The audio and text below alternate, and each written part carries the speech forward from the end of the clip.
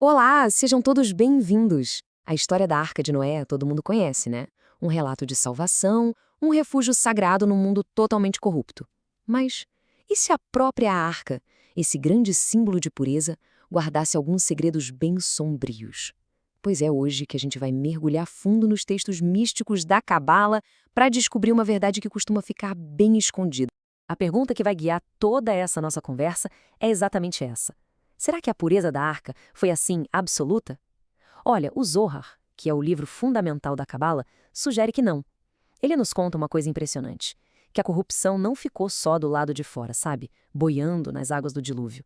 De alguma forma, ela deu um jeito de entrar. Para a gente entender isso direitinho, nosso roteiro de hoje vai ser o seguinte. Primeiro, vamos falar da corrupção oculta da arca. Depois, vamos examinar um por um os três pecadores que o Zohar identifica: o cão, o corvo e o mais chocante de todos, Cam, o filho de Noé. Aí a gente vai ver como tudo isso forma uma tríade de corrupção. E, claro, o que isso significa num nível bem mais profundo para nós. Vamos lá, então.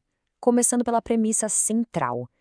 A ideia aqui é que a arca, que foi projetada para ser uma espécie de microcosmo de um mundo novo, perfeito, renovado, na verdade foi manchada. E não por algo de fora, mas por eventos que aconteceram lá dentro, durante o dilúvio. E a fonte para isso é bem específica. Zohar Bereshit, página 73a. E olha, esse texto antigo não fica falando com metáforas vagas, não. Ele aponta o dedo diretamente para três seres que, com as suas ações, comprometeram a santidade de todo o projeto de salvação.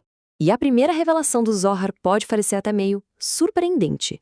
Não se trata de um monstro, de nenhuma força demoníaca, mas de um animal que a gente conhece muito bem: o cão. Isso mesmo, o primeiro pecador é o cão. Em hebraico, Kelev. E como na Cabala nada é por acaso, a identidade desse pecador já é a primeira pista para a gente entender o significado profundo do que ele fez. O Zohar é bem explícito sobre isso. O texto diz com todas as letras que o cão se uniu à sua fêmea dentro da arca. E esse era um ato que tinha sido proibido para todo mundo, para todos os seres, durante o dilúvio. Foi basicamente a quebra de uma ordem sagrada dentro de um espaço sagrado, mas o significado secreto, esse vai muito além da simples desobediência. Esse ato, que é chamado de Zenut, ou imoralidade, representa na Cabala a corrupção de Yesod, o fundamento. Yesod é uma das Sefirot, aquelas emanações divinas que estruturam toda a realidade, e ela governa a sexualidade sagrada, a conexão. Então, ao corromper Yesod, a própria base energética, a segurança da arca, foi violada. Agora, vamos para o segundo pecador. A transgressão dele já sai do plano físico e vai para o plano da comunicação, da revelação. E aqui a gente conhece o corvo. O segundo ser é o corvo, ou Horev, em hebraico. E vale lembrar, esse é o mesmo corvo que Noé solta da arca para ver se as águas baixaram. O Zohar nos diz que o pecado dele está totalmente ligado ao que ele viu e ao que ele falou. A transgressão do corvo, segundo o texto, foi expor um assunto de vergonha. Ele basicamente testemunhou alguma coisa e, em vez de ficar quieto, ele revelou. Agiu como uma espécie de delator, um fofoqueiro cósmico. O ponto crucial aqui é que o pecado do corvo é uma forma de Lashon Hara, a famosa língua má. Simbolicamente, ele representa a corrupção da Sefira de Hod, que é a que rege a transmissão de informação. O corvo acaba encarnando a força do julgamento, ou Din, de uma forma totalmente descontrolada, revelando os segredos que deveriam ter continuado ocultos e, com isso, trazendo impureza para o sistema todo. E agora a gente chega no segredo mais profundo e talvez mais perturbador do Zohar sobre a arca.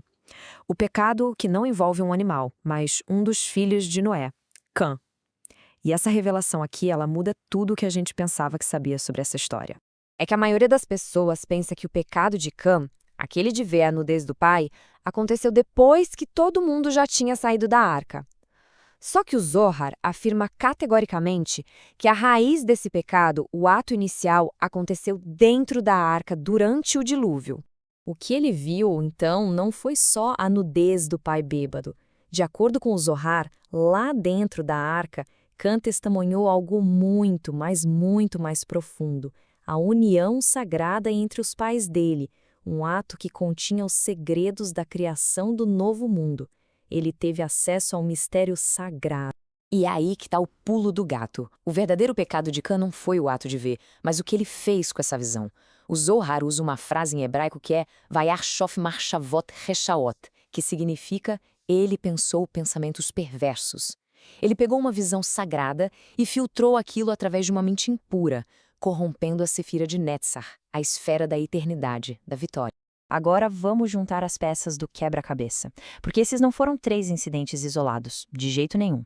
O Zohar apresenta isso como uma tríade, um padrão todo interligado que explica uma das maiores questões teológicas. Se o dilúvio limpou o mundo, por que o mal continuou existindo? Quando a gente olha a estrutura, a conexão fica muito clara. Temos o cão corrompendo Iasod através de um ato físico, temos o corvo corrompendo Hod através da palavra, e temos Cã corrompendo Netza através do pensamento. Juntos, eles formam os arquétipos da queda, atacando de fato os pilares fundamentais da realidade. E a consequência disso é devastadora. A arca, que deveria ser um símbolo de Tiferet, que é equilíbrio, beleza, perfeição, foi manchada bem nos seus alicerces, nas suas sefirot inferiores, Yesod, Hod e Netzar. E essa mancha, essa corrupção fundamental, foi carregada para um novo mundo. Isso explica por que a humanidade ainda luta contra as mesmas falhas de sempre. Mas o Zohar nunca fala só sobre o passado. Cada história é, na verdade, um espelho para a nossa própria jornada espiritual. Então, o que essa história sombria de dentro da Arca de Noé realmente significa para nós hoje? A lição final aqui é a gente conseguir enxergar a arca como uma grande metáfora para a própria vida. Cada pessoa constrói uma arca pessoal, um espaço interior, um sistema de crenças, uma família, uma comunidade, para conseguir navegar nas águas caóticas do mundo. É um espaço que é sagrado, que é pessoal. E isso nos leva a uma pergunta bem introspectiva. Que animais habitam essa arca interior que cada um de nós tem? Que paixões, que pensamentos, que hábitos são carregados nessa jornada? Será que existe um cão que corrompe os nossos fundamentos, um corvo que espalha negatividade, ou um cã que perverte aquilo que deveria ser visto como sagrado? E assim, toda essa análise nos deixa com um pensamento final e muito poderoso.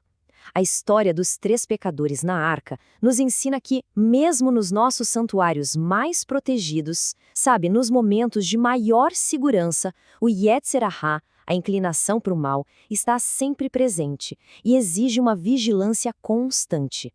A verdadeira salvação, no fim das contas, não é só entrar na arca, mas manter a santidade dela de dentro para fora.